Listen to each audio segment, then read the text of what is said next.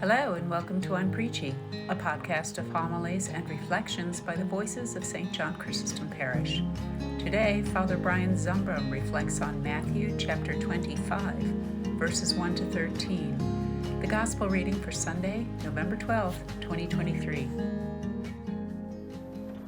So I just finished reading on Saturday the Book of Joy, a series of conversations between the Dalai Lama and Archbishop Desmond Tutu.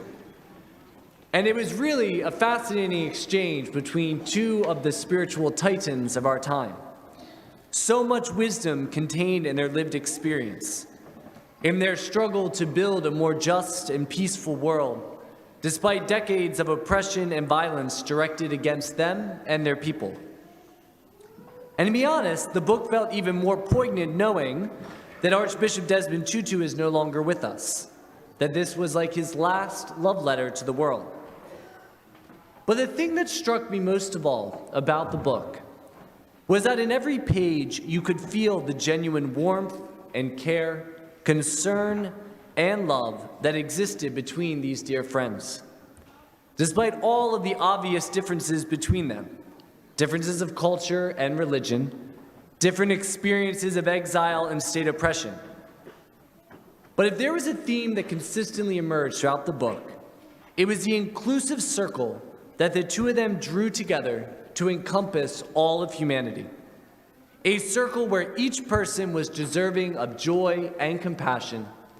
A circle where each person was deserving of love and community. The running joke throughout the book involved Archbishop Tutu needing to be ready to sneak the Dalai Lama into heaven, knowing that the Dalai Lama and Archbishop Tutu shared very different views on the afterlife. And in the lighthearted way they spoke about such weighty matters, I couldn't help but contrast their approach to the virgins in our parable for today. Because the 5 wise virgins don't seem overly concerned with their peers, withdrawing this circle to include all of their sisters. In fact, their decision has always seemed to me somewhat selfish.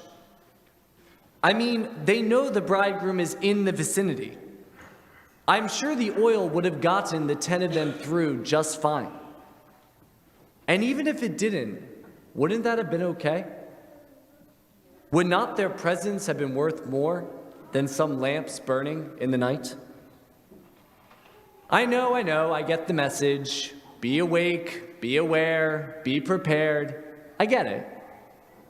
But I wonder, do we need to do that alone? Do we need to solely be worried about ourselves and our invitation to the party? I've always found it interesting that the gospel ends with the bridegroom simply stating a fact. I do not know you, which is true. The bridegroom came from a different town. He would have known none of the guests at this wedding feast. It happened in the bride's town. All who were invited would have been the bride's connected family. So the funny thing is, the bridegroom didn't know the 5 wise virgins either. He trusted that the bride, who had invited them all, wanted them there. And that has always made me think that those 5 wise virgins should have made sure that their 5 foolish sisters had made it into that feast. Because the bridegroom and the bride deserve to have the entire community there to celebrate their love. And even one of the virgins' absence diminishes the whole celebration. My friends, in many ways, I find this gospel such a poignant challenge to each of us.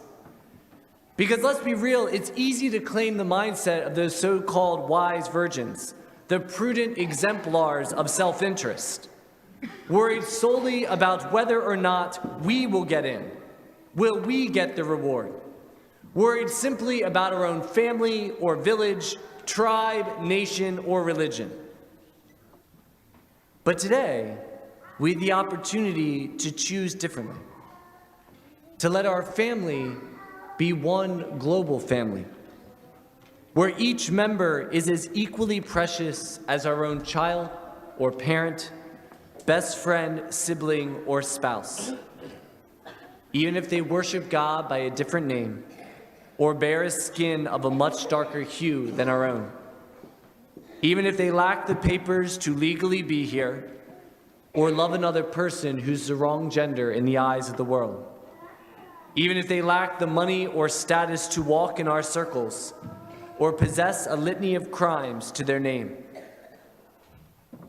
We can choose that one global family where we will share our last drop of oil for the sake of the fool among us, where we will gently tap the shoulder of the bridegroom and declare, I know them, I do, their family, watching as the doors are flung open and our sisters join us in the celebration that never ends. May God be praised. Unpreachy is a production of St. John Chrysostom Parish in Wallingford, Pennsylvania. Visit us at sjcparish.org. If you enjoyed this episode, please share it with a friend. This podcast was produced by Brendan Lorden with music by Skytoes on Upbeat. Thanks for listening. Be well.